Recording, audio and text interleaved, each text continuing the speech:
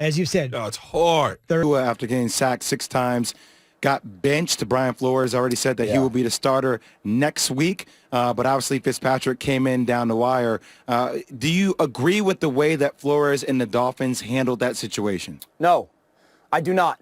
If you started Tua at quarterback and thought everything was going to be, utopia, you're kidding yourself. This is quarterback in the NFL. So I'm disappointed that they pulled him in the first moment of resistance. I'm disappointed in that because did you not think he's good enough?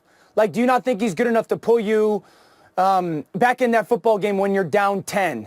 Every quarterback has 2-3 quarter stretches where they don't play good enough. So I was disappointed that the first time that Tua saw struggle, they pulled him. That being said, I think Brian Flores over the last 18 months has earned the right for me to go, I trust that his decision-making is what's best for his football team in ways that I can't see because I'm not attached to the team, obviously. Naturally, my emotion is going, what are you doing? You can't do this to Tua. And he'll understand what that team needs in that moment. And the offensive line was getting whooped, and Tua wasn't just seeing things well, feeling the game well. And down 10, maybe he's sitting there going, I think that Tua is our best player, but in this moment, Ryan Fitzpatrick is the best option. And it didn't work out. And like I said, I was disappointed with that, but I think Brian Flores has earned the right to make that choice and for me not to sit here and say that was stupid on his part. Well, I'm going to hit you with this one. I think you know what's coming. Your boy Carson Wentz, 2 more picks, a pick 6. Ouch. Is it time to move on from him, Dan? Come on, be honest with us. I gotta go, guys. That's the end of my day. Key, no, it's not time to move on. I think that here's the point I'm at with Carson Wentz and the Eagles. This is the 3rd game this year where if Carson Wentz was playing above average football, good football, and Doug Peterson was playing or coaching at above average pace, the Eagles win the game strictly because those 2 guys. And this year they're 0-3 in those situations. And that's the most disturbing moment. And I'll keep going back to this. I saw you do this last year. I saw you elevate your football team last year. And the first pick 6, does he miss a read potentially? Sure. Missed reads don't necessarily have to equal pick 6s. The second interception is 100% on Alshon Jeffrey. But I want Carson Wentz. It's really difficult for me to sit here and go, don't go to Jalen Hurts. Because at the end of the day, the football team is being hurt by the play of the quarterback. And Doug Peterson, I think it's going to be very difficult for him to constantly stand up in front of his football team and go, this is our best option. Because you can't tell your team, as long as we stop turning the ball over, we'll give ourselves the best chance to win, but continue to play Carson when he continues to turn the ball over.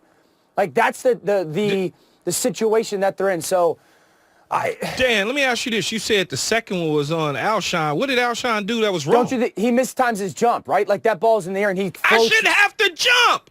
What? He's giving him an opportunity ball, Key. He's throwing him to... It's an out, not a jump ball. Right, but that's not an out. No, but Key, he's getting that seam inside release. He's trying to club Ward by, and it's an out route that he's just trying to throw to a spot with some air because he's 6'4". Throw it at the pylon.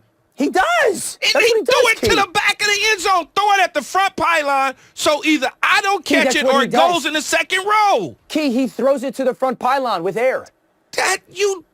That's not the throw we're looking for. What are you looking for? I need it downhill at the front pylon so I can come out of it. Listen, again, if maybe the type of throw isn't the ideal throw, but it shouldn't be an interception. Alshon, if he times his jump there, is going up and just making a contested 3-yard catch.